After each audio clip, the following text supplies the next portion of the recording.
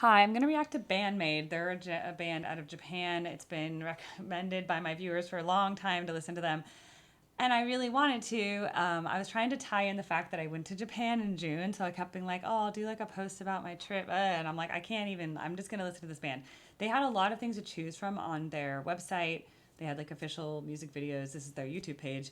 But then I saw they had a section of official live, and I was like, well, I should listen to them live because I mostly listen to live music recordings versus studio. I listen to studio also, but I figured I might as well see them all. And then in another video, I can react to music video. Plus, the live videos tend to get less copyright strikes. The official music videos, they're owned by like more, there's just like different players who can like block your reaction videos. So figured I'll choose this. If it gets blocked, it will be on my Patreon. Okay, so let's see. I've heard people who like The Morning have recommended Maid. So I don't know if they're going to be anything like The Morning or completely different. So open-minded. Here we go.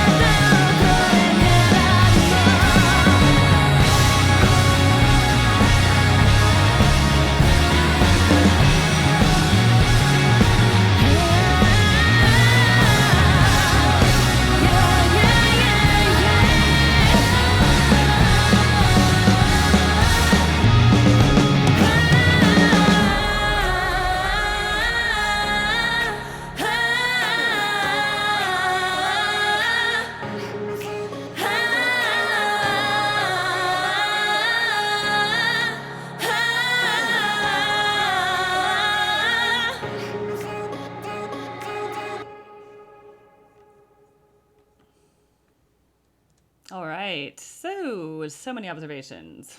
Well, one, I think their lead singer is very talented. I am a singing coach, so these are things that I notice. She has a higher range, and I like that she actually uses it. I mean, she has a very broad range, but they let her sing high. Like, they didn't just write it in like a low key. They wrote it in a key that's very good for her voice specifically, which has high notes. I like that they sing in Japanese and English, and I like that they had the words coordinated on the screen. Um, I like when songs have both like a foreign language and English. I think that's nice. I actually grew up as a little bit of an anime nerd. Like when I was in middle school, I really liked Sailor Moon, which is a Japanese anime show, and it has a lot of music in Japanese. So I used to actually sing in Japanese as a kid because I was like obsessed with this show. So I know a few Japanese words actually. Okay, the other thing I thought of as I was watching, I was like, oh my God, they're dressed as maids. But that's because, okay, in Japan, and when I was in Tokyo, in a certain neighborhood, they had all these maid cafes. And I didn't go to the maid cafe, but I'd heard about maid cafes from a friend who had gone. And basically, these women dress in maid costumes, a bit sexualized, I will say. And then they treat you like it's not necessarily a sexual way, but it's like they cook you an omelet and they like write your name on it and they're like, oh, yes, sir, like whatever you want. Like, yes, they're very sweet. And it's like kind of like that nanny maid, mommy kind of nurturing love that they provide for paid service. And I was like, that's very interesting. But they're dressed like the maids, the ones who are dressed in the maid outfit at least, are dressed in kind of more what you would see in these maid cafes, just of over the top kind of rendition of a maid outfit. Of course, the bassist is not dressed like that, and neither is the lead singer. So I'm like, that's interesting. But I do like her flower in her head. It's very nice. This is kind of like again, I'm hearing one song, like one song to judge a band. I can't make a judgment because I don't know if this is just more poppy, but this is kind of like a pop rocks song. It's a slower tempo, a bit of a ballad, and we have the rock elements, we have the bass, we have the guitar, we have the drums, but I don't like the actual tempo and everything and the singing style. It's pop. So that's just my opinion from this one recording, right? So they could have totally different tempos in the following recordings. Let's see.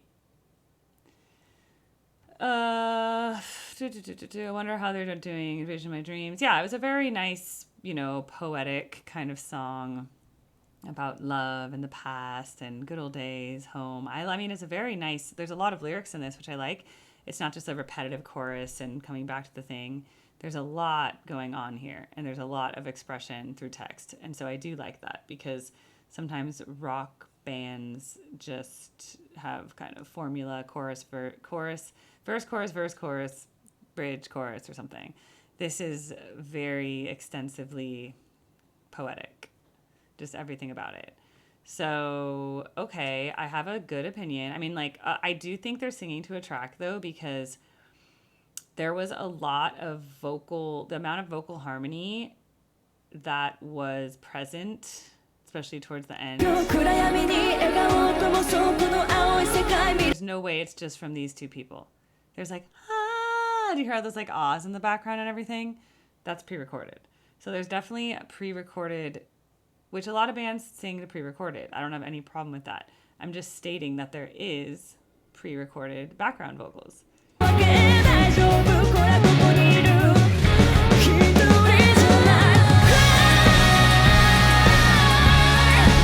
There's like too much harmony for one person to be singing as backup. You can correct me if I'm wrong. And again, I don't have any problem with that. I think it's nice. I think if you're going to be doing live performances in front of large audiences paying a lot of money, you should make sure the audience has a good experience. So give them that production value. I think that's a good thing. I think there's both value in being scrappy. I think, like, especially now in the age of AI, I think what's the strongest move against AI, like if you want to take a stand against AI, the best thing you can do is keep making art and showing that us as humans there's value in making art yourself. There's value in playing an instrument. There's value in singing. There's value in making mistakes. It's the beauty of the live performance and the mistakes we make that is so beautiful. And so I both believe in like being scrappy and like some little garage band just performing, and they're going to be like bad and they're going to have like off tune and they're going to like make mistakes. And I think that's beautiful. I also think it's beautiful for a band to have backup of like, okay, we have a track, we have everything, you know, you could technically lip sync if you got sick. Like there's also value in that you're playing for an experience, and you might want to have the best of everything, the best of lights, the best of sound, the best of so like I don't think that's bad is what I'm trying to say. I'm just saying it's probably a production value thing, but I just don't think all those harmony vocals are coming just from her, because it sounds like more than one note. So that's what I was hearing. But you know, correct me if I'm wrong. They could have some kind of magic.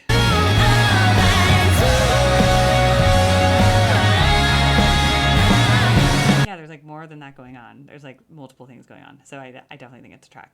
And they're all very beautiful girls. They seem very talented. I'll have to hear more to see what they can do. Probably in a faster song, something a little more driving. I'd be very interested to hear that, and I hope I can go back in time to see their origin and see how they've progressed from then until now. So this is 4 years ago, but I was hoping to find something even older in the future, and then I want to play something really recent as well. So that's kind of how I judge a band. It takes me a lot of, you should never just judge a book by its cover. You should never judge a band by one performance. I think you need to have multiple songs. So yeah, there's many things I like about it. But my impression just from this would be it's poppier than The Warning for sure. And I'd say they have a dedicated singer, so that's a very different vibe. Because when you have a dedicated singer, she's able to just completely tell a story to the audience. Like she's able to just like be there, stand there, sing. She doesn't have to worry about playing an instrument. See? She can be expressive. She has an extra hand to use. There's a lot about having a dedicated singer that changes the dynamics of a band versus a rock band that is doing all the vocals themselves while they're playing. So having a dedicated singer is both, you cannot judge a singer playing guitar the same as a singer like her, who is a front woman. Okay? You just can't, because you have way less stress. I like just being the singer in front of a band and not playing an instrument. When I have to play my piano and sing at the same time, both suffer. Like my singing is not as good, and I'm sure my keyboard would be better when I don't sing as well, because like it's hard to focus on two things at once. So you just do the best you can, and obviously the more I practice, the less those issues happen. You just have to practice until you can play and sing at the same time without either one being slightly diminished. But it's really hard, because just being aware of your breathing, and just when I'm coaching singers on really hard songs, they're having to focus everything they have in their mind and body. Like I'm like, oh, you have tension in your tongue. Okay. Breathe low. Take the breath here. You know, don't take too much air. Don't push too hard. Like there's so many things to sing a song perfectly that it's hard to imagine how you can do that while you're also playing an instrument. So you do the best you can. But yes, band Maid. Interesting. I'll have to see more about this whole, like, do they always wear maid costumes? There's a lot of story to unpack here. Were they organically formed? Like, did they find each other in high school, or were they an industry created band? Because like in K-pop, the groups are created. They have agents. They recruit them. They go, oh, she's beautiful, she's talented, and she can dance, and she's young. We can make money off her. And then they put them in groups together. That's why this whole story with the K-pop Demon Hunters and the singer who ended up singing Golden, she had been rejected by her agency because she was too old or whatever, and she was really talented. But that's because a lot of the K-pop groups are industry formed. So what I need to know about Band Maid is, are they industry formed? Like the Backstreet Boys, in a way. The Backstreet Boys were put together by somebody, though they were really scrappy at the beginning. Was this industry formed, or were they just high school friends that started a band? If I was to guess right now, I would say they're industry formed. That would just be my opinion, but I could be wrong, because you know who was not industry formed? The Warning. They were just three sisters who started playing together, not industry formed. So let's see, because then I want to really compare. Not that this song that they're singing versus a song The Warning does, completely different. Though I'm going to give a chance that maybe they have rock songs because the people who recommended it are rock fans. So that's what I'm like guessing. But I can't say after one song. So let me know what I should listen to next. And yes, I did my bandmate reaction. Robert.